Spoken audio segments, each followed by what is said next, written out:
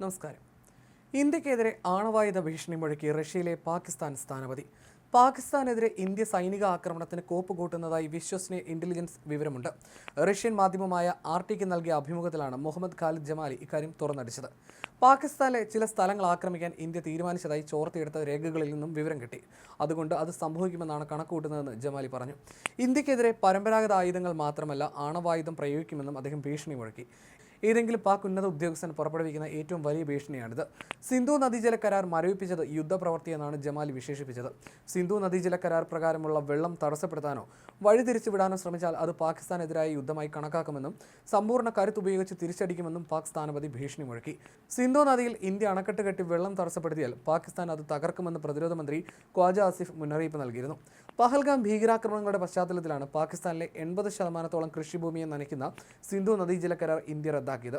പാകിസ്ഥാൻ അർഹതപ്പെട്ട വെള്ളം വഴിതിരിച്ചുവിട്ടാൽ അത് ആക്രമണമായി കണക്കാക്കുമെന്നാണ് പാക് പ്രതിരോധ മന്ത്രി ഒരു അഭിമുഖത്തിൽ നിലപാട് വ്യക്തമാക്കിയത്.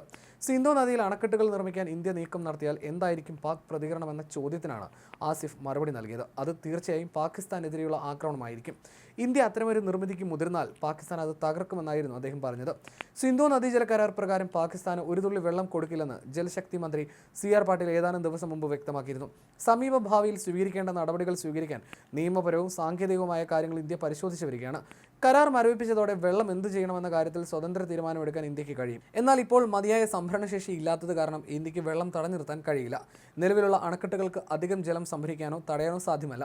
വെള്ളം തടയാനുള്ള ഏതു നീക്കവും യുദ്ധപ്രവൃത്തിയായി കണക്കാക്കുമെന്നായിരുന്നു പാക് പ്രധാനമന്ത്രി ഷഹബാസ് ഷെരീഫും പറഞ്ഞത്.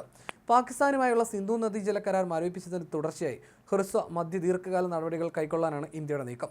സിന്ധു നദിയിൽ ഡാം കെട്ടിയാൽ തകർക്കുമെന്നാണ് പാകിസ്ഥാന്റെ വെല്ലുവിളി. ഇത് ഏറ്റെടുത്തുകൊണ്ട് ഇന്ത്യ ഇന്ന് ഷട്ടറുകൾ താഴ്ത്തിയും മറുപടി നൽകിയിരുന്നു. ഡാമുകൾ തകർക്കണമെങ്കിൽ ഇപ്പോൾ തകർത്തോളൂവെന്ന സന്ദേശമാണ് ഇതിലൂടെ നടക്കുന്നത്.